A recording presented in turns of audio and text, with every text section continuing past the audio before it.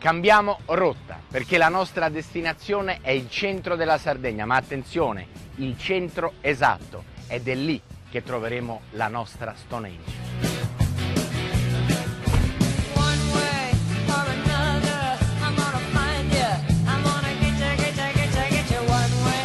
Adesso Alessandro, dopo la rotonda dobbiamo andare a destra.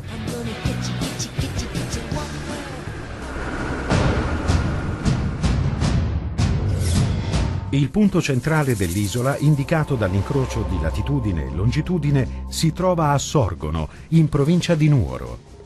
Al giorno d'oggi un calcolo come questo è estremamente facile grazie alla moderna tecnologia e all'uso dei satelliti.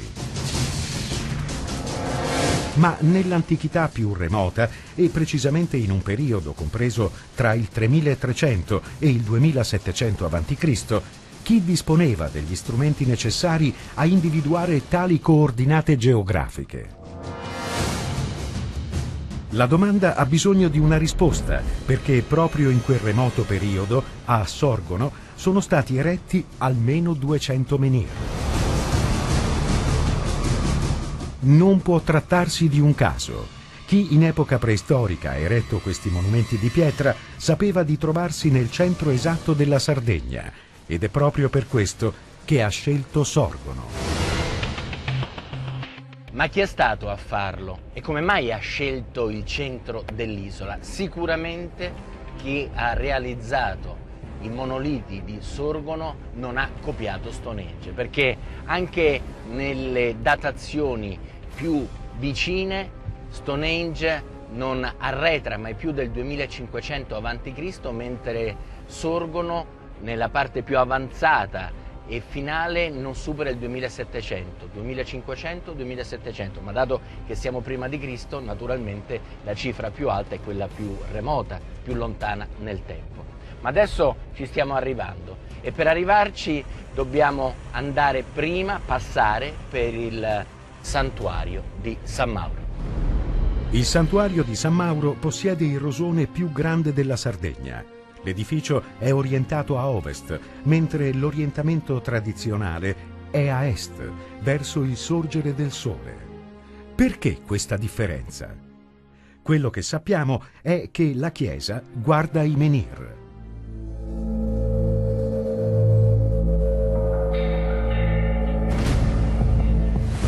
Eccoci, siamo quasi arrivati. Stiamo raggiungendo il vertice di una collina alta 559 metri. Troveremo una concentrazione di menhir. Ne sono stati censiti 150, ma sembra ce ne siano più di 200. La più grande concentrazione di tutto il Mediterraneo.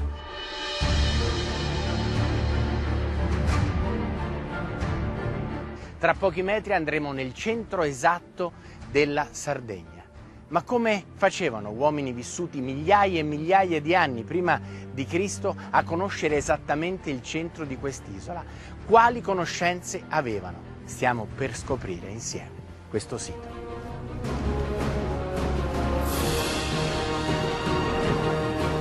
Menhir è un termine dialettale, pensate, bretone, da men pietra e hir lungo.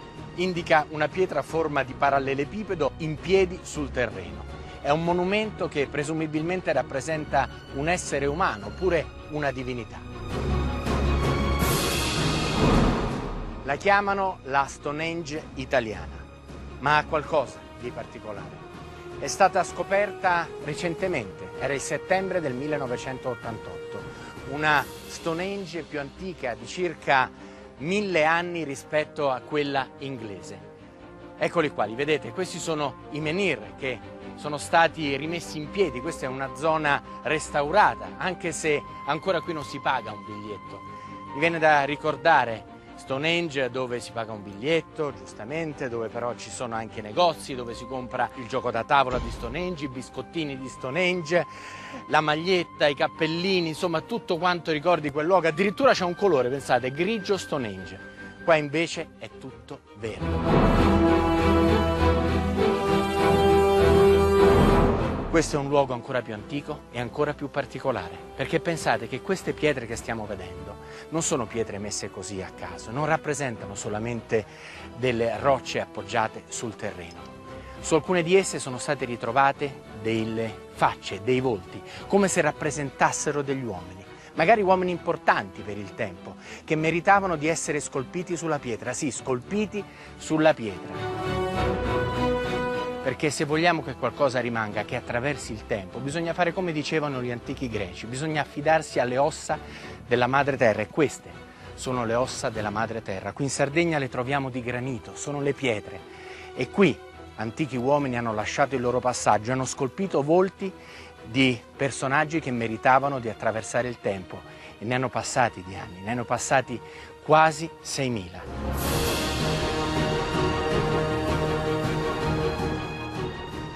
Un tempo grandissimo, un tempo che merita la nostra attenzione, e adesso andremo in un luogo dove le pietre non sono neanche state toccate, sono esattamente come quando sono state trovate per la prima volta.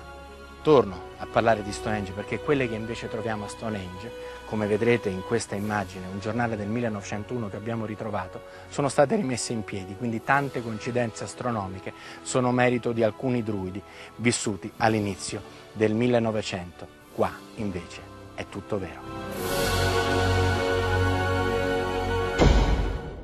Un ragazzo inglese di Bristol, Brian Edwards, ha ritrovato e raccolto le foto nella sua tesi in storia, foto che dimostrano come le prime pietre di Stonehenge siano sì state erette migliaia di anni fa, ma le ultime certamente nel Novecento.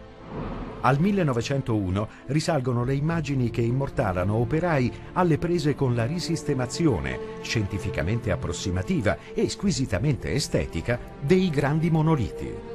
E i lavori per rendere il sito inglese quanto più affascinante è possibile sono proseguiti ancora per decenni, con spostamenti, innalzamenti e riposizionamenti.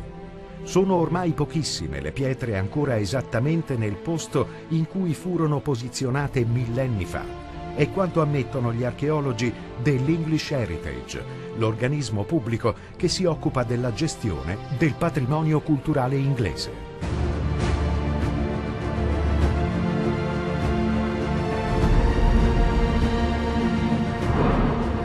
Dietro questo sughero si vede questo viale, questo corridoio. Vedete, le pietre sono cadute, non sono ancora state toccate.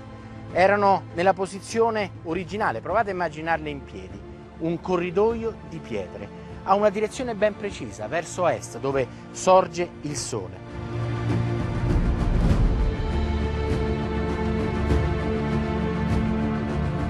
Ed è sorprendente come una vista dall'alto ci spieghi che questo luogo aveva una funzione specifica. Abbiamo parlato di uomini, abbiamo parlato di immagini sulle pietre, ma questo non era un tempio funebre, non ricordava questi uomini perché qui c'erano le loro tombe. Qui non ci sono tombe, c'è qualcos'altro. C'è, invece che il culto dei morti, il culto della vita. Un calendario astronomico è stato visto dall'alto, che poteva aiutare chi era a terra a distinguere le stagioni, a capire quando seminare, quando raccogliere, quando la natura era favorevole e non nemica. E come in ogni luogo che ha una funzione, esiste una leggenda, un sommario, esiste una mappa. Bene, questa mappa è stata ritrovata su una pietra. È ancora un'ipotesi, ma guardiamola insieme, e che fascino. Quanta passione in questi luoghi. Stiamo per vedere la mappa. Pensate che probabilmente qui intorno c'era proprio il villaggio, e quindi la mappa era nel villaggio vicino alle strutture che abbiamo appena visto. Questa mappa è curiosa perché è una pietra, come tante volte abbiamo visto, delle pietre che raccontano una storia. Mi appoggio, tanto non c'è pericolo di rovinarla. Qui si vede una coppella, ma la cosa più bella è questa salita. Sembra proprio il corridoio che abbiamo esaminato poco fa, con la fila di pietre che si trova sul vertice. Per vederla meglio però ci affidiamo allo studio fatto da due ragazzi pieni di buona volontà Parliamo di Gustavo De Ligia e Mattia Canetto, che hanno fotografato questa mappa e hanno realizzato un disegno con tutti i punti che possono ricondurre alla mappa. Sarebbe bello che tutto questo venisse studiato, che qui fossero fatti altri scavi per comprendere questa ricchezza, questo tesoro italiano, un tesoro di cultura, di passato, di pietra. Perché qui, come in altri luoghi del mondo, troviamo delle tracce che vanno interpretate e speriamo che la tecnologia, anche i finanziamenti, aiutino a capire meglio questi luoghi e lo possano fare con nuove scoperte, con nuovi modi per vedere se le pietre sono state modificate, utilizzate e scolpite da uomini e in quale periodo.